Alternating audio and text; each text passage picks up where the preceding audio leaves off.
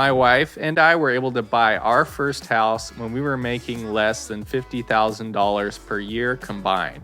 In this video, I'll show you what we did in order to be able to afford our first house and how it's still possible for you to do the same. Buying a house or a condo is a great way to save you money in the long run and also protect yourself against rising rents in your neighborhood.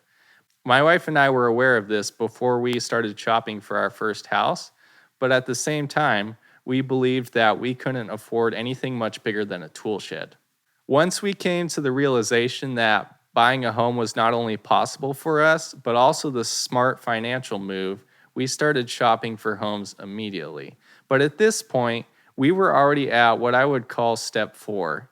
So let's go back to step 1 to ensure that you're in the best possible position to buy a house with no stress. Okay, so step 1. Step 1 is to have the right mindset for buying a house. And here's what that is. You want to buy a house because it will save you money and help you get control of your housing costs. Other good reasons to buy a house are that you want more space. Maybe you want a garage or a backyard for your dog, or maybe you want to live in a nicer area of town or an area that's closer to work.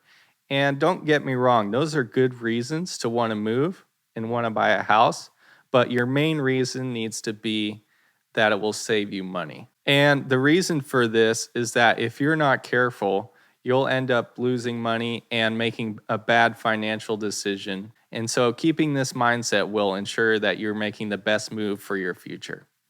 So now that you have the right mindset, let's move on to step 2, which is to pay off all of your credit card debt. Now, for some of you, this might be a pretty big step, but if you go on and try and buy a house with a ton of credit card debt, you're just going to have a much smaller budget and be really stressed out trying to pay your mortgage because you're going to have all of these payments hanging over you. Now, the reason that I say get rid of your credit card debt and not to lower your expenses is because at any point you can just stop going out to eat or stop going on vacation, but you don't have the option of not paying your credit card bills. And so that's why this is one of the most important steps when it comes to shopping for a house when you make under 50 grand a year. Having those credit cards paid off is going to be the biggest influence on getting you a bigger budget and also eliminating stress in the home buying process. On the note of reducing debt, that brings us to step number 3, which is to get rid of your car payment. Now, if you're someone who has a $30,000 car with $15,000 left on the balance, what I would recommend you do is you take your car and trade it in for a much cheaper, older car that is reliable. For me, I have a 2006 Toyota Tacoma that I still drive, and it's saved me loads of money. It has cheaper insurance and registration because it's older. And also, not everyone will get this lucky, but I've only spent around $800 on extra repairs since I bought it in 2015.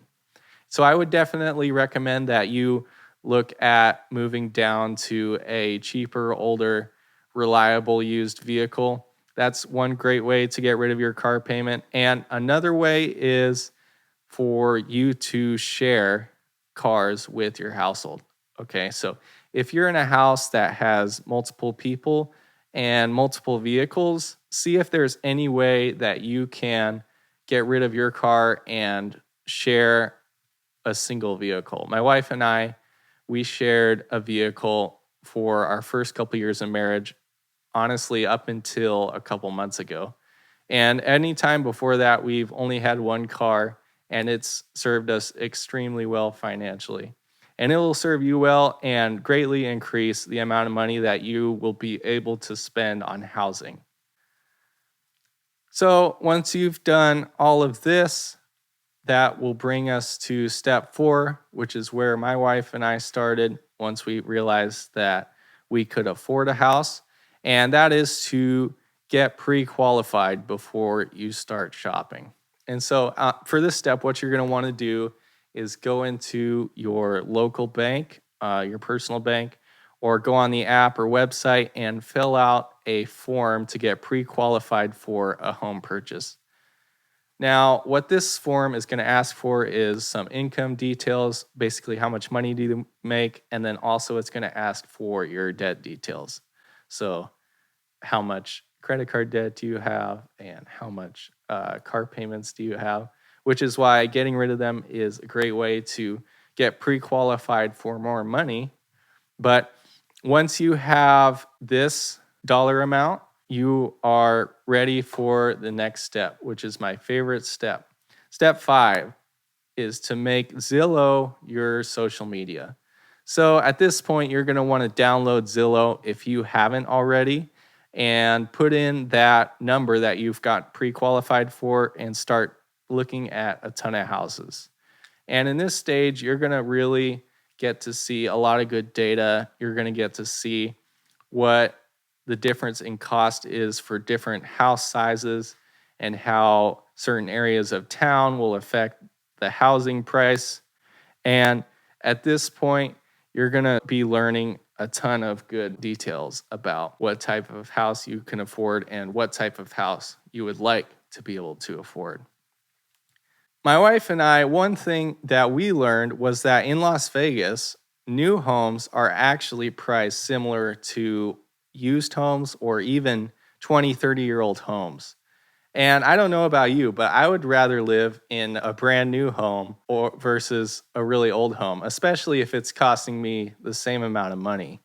And so where my wife and I ended up living was a new development, but it had a very long waiting list. And what happened was our realtor was super persistent. And when someone ended up falling out of a contract on one of these townhomes, our realtor was able to swoop in and help us close a deal on a brand new townhome, which is where we live now. And that's all thanks to our amazing realtor, which brings me to our next step, which is to find a competent realtor.